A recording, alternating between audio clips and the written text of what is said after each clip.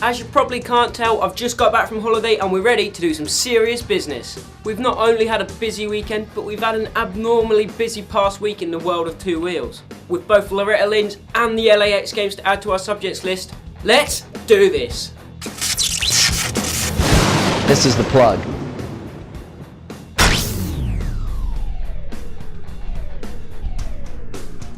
Before we start globetrotting with our MX news stories, let's start closer to home with the Red Bull Pro Nationals. Round 5 of the series took place this weekend at the awesome Canada Heights, which is actually one of my top 2 favourite tracks in the entire country to go and watch and to go and film. It always gives us some simply awesome racing. Don't believe me? Check out this video. This is one around here somewhere. If you watch that, I think you agree with me. It provides some pretty good racing. The British Bulldog Brad Anderson has had a pretty average season so far. In both the Max's British Motocross Championship and the Red Bull Pro National Series, Anderson hasn't been quite up to his usual form that we're used to. But this weekend at Canada Heights, Anderson seems to have gone back to his old ways. After a mid-season split with LPE Kawasaki, Brad Anderson's back on the Honda that he's familiar with, resulting in some of his best rides of the year so far. This weekend he managed to earn himself 2nd overall, behind current danger man and the guy that's on top form, Christian Watley. I'm looking forward to seeing Anderson back up there in the results and challenging for wins. In other Red Bull Pro National news, congrats to Rob Davison for his first ever overall win in the rookie class, as well as giving his team, MJW Kawasaki, their first win at the Red Bull Pro Nationals. So congrats to Rob, Mark and the rest of the MJW team. You can actually check out the MJW team in action in this nice little video here.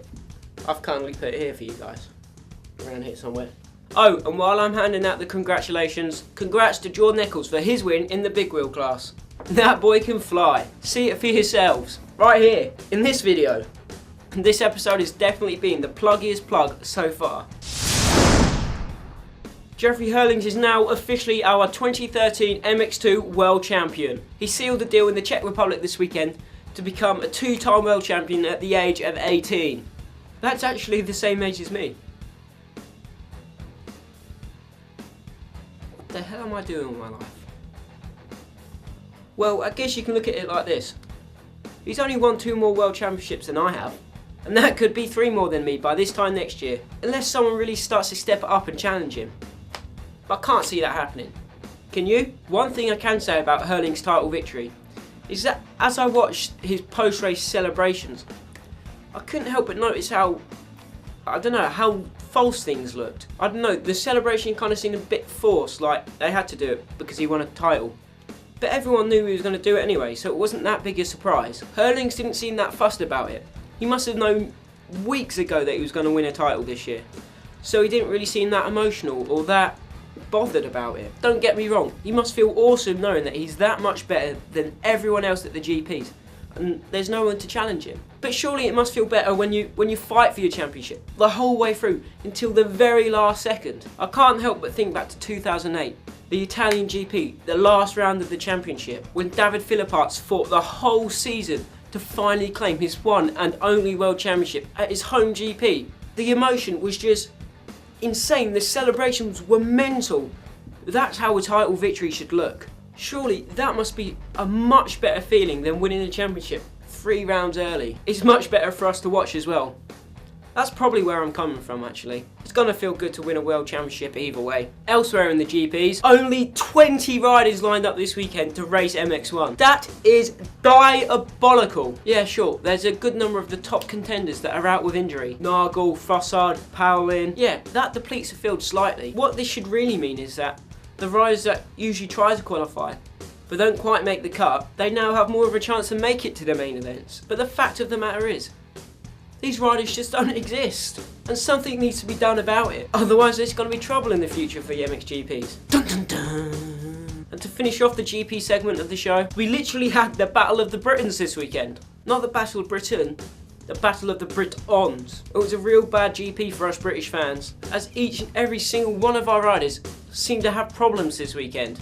It started off with Banks Brown and Anstey coming together, resulting in both of them being out of contention for the rest of the day, and possibly longer. Then Mel Pocock had to pull out of the race after twisting his knee while in an intense battle. Then, to top it all off, our 2 boys in MX1 decided to come together, with Sean Simpson literally being eaten by the rear wheel of Tommy Searle. So that's all of our boys, except for Nichols, finding some sort of trouble this weekend. Something we really don't want to be seeing, as the MX of Nations is right around the corner. Let's let the globe-trotting continue as we head to Tennessee for the annual Loretta Lynn's Amateur National. But I think amateur motocross might have a different meaning over in the States. Here in the UK, amateur motocross means towing a box trailer to park in a field filled with sheep poo, to race your bike around this field on the track that's never seen any grading equipment in its entire life. Then, to find out where you came, you go to the lap scoring hut and look at a piece of paper stuck to its window. You look for your name, and next to it scribbled in biro will be your position. All of this so you can hopefully gain the immense honour of taking home a lovely little plastic trophy. Anyway, that's what I think of when I think of amateur motocross. Whereas in America, the home of the free, the land of the brave, amateur motocross is a whole other animal.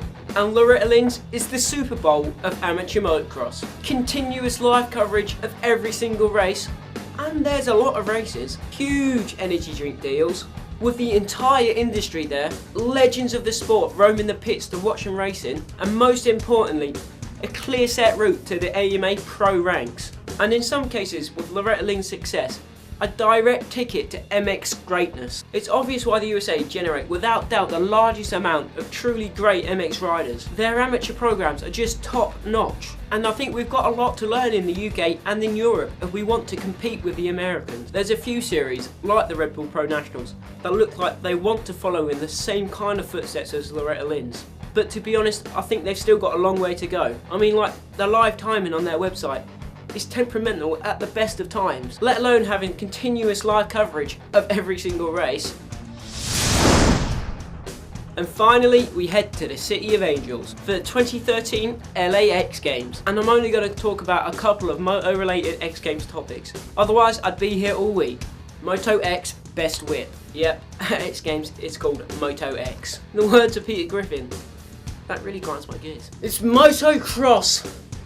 It's motocross Best Whip, not Moto X Best Whip. Anyway, Best Whip. Hansen gets the gold, and there's no doubt about it. Hansen pulled some seriously dirty, upside down, how the hell did he pull that back, whips. The problem with Best Whip is, he's decided using Twitter, using hashtag voting, which often means it just boils down to a popularity contest and who's got the most fangirls on Twitter. But this time I think Hanny was truly the deserving winner. I mean, come on, just look at this whip. He's basically upside down.